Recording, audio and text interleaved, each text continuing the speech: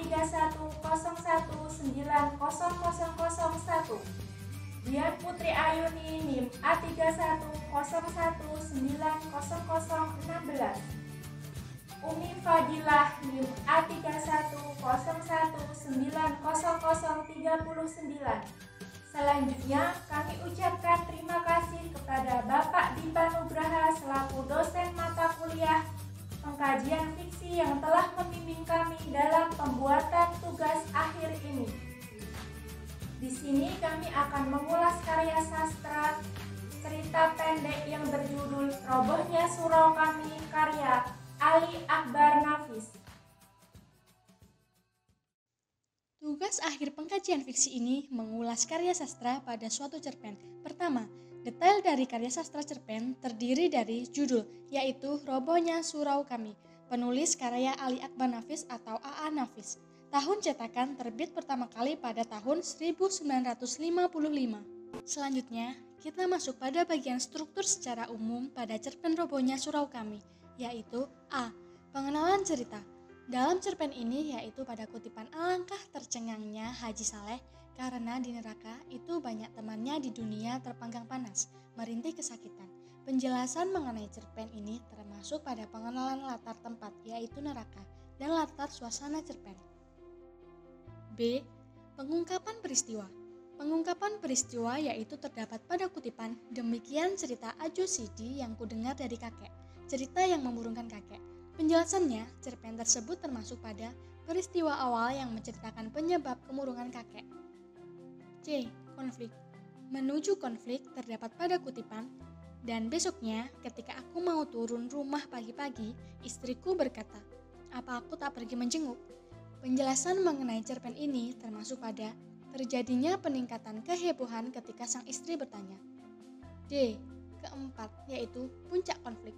Terdapat pada kutipan, "Astaga, Ajo Sidi punya gara-gara," kataku seraya melangkah secepatnya meninggalkan istriku yang tercengang-cengang. Penjelasan pada bagian ini termasuk konflik yaitu pada bagian ini aku marah dan menyalahkan Ajo Sidi. E. Yaitu tahap penyelesaian. Tahap penyelesaian termasuk pada kutipan, "Kerja, tanyaku mengulangi hampa." Penjelasan kutipan tersebut termasuk penyelesaian karena pada bagian ini terdapat penyelesaian cerita kalau Ajo Sidi tetap kerja meski telah mendengar kakek meninggal karena ceritanya. Jadi, dapat disimpulkan cerpen Robohnya Surau Kami memiliki struktur cerita yang panjang pada awal cerita, yaitu ketika Ajo Sidi bercerita tentang kehidupan neraka kepada kakek. Pengungkapan peristiwa terjadi ketika kakek murung setelah mendengarkan cerita tersebut. Struktur menuju konflik ketika sang istri bertanya, "Kenapa aku tidak menjenguk kakek yang meninggal?" Konflik terjadi ketika aku menemui Ajo Sidi karena marah. Penyelesaian cerpen ini terjadi setelah mengetahui Ajo Sidi tetap bekerja meski mengetahui kakek telah meninggal. Alur yang digunakan dalam cerpen Robohnya Surau Kami yaitu alur maju mundur. Hal ini disebabkan cerita tersebut bertumpu pada kisah sebelumnya yang diceritakan oleh tokoh aku. Dalam cerita ini juga menjelaskan penyebab meninggalnya kakek penjaga surau yang kemudian dikisahkan kembali dalam cerita tersebut. Sudut pandang dalam cerpen Robohnya Surau Kami karya Ali Akbar Nafis yaitu menggunakan sudut pandang orang pertama. Hal ini dibuktikan dengan adanya kutipan, "Aku bangun pagi-pagi lalu aku bersuci. Aku sembahyang setiap pagi dan aku sembah Dia." Selain sudut pandang orang pertama, cerpen ini juga menggunakan sudut pandang orang kedua.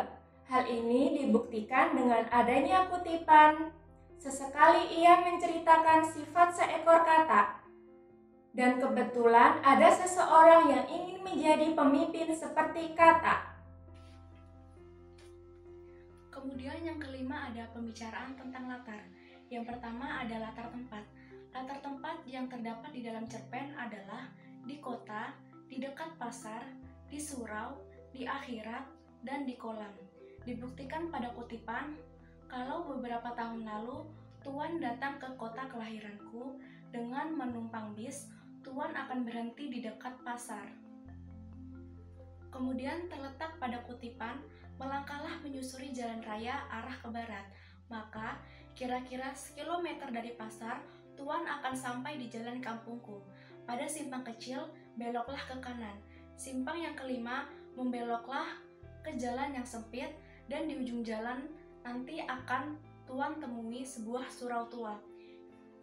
Di depannya ada kolam ikan yang airnya mengalir melalui 4 buah pancuran mandi. Kemudian yang kedua ada latar waktu. Latar waktu yang terdapat di dalam cerpen ada yang bersamaan dengan latar tempat, seperti tergambarkan pada kutipan sebagai berikut.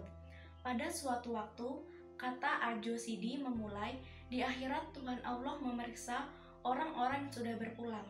Jika Tuhan datang sekarang, hanya akan menjumpai gambaran yang mengesankan suatu kebencian yang bakal roboh. Yang keenam yaitu isi karya sastra.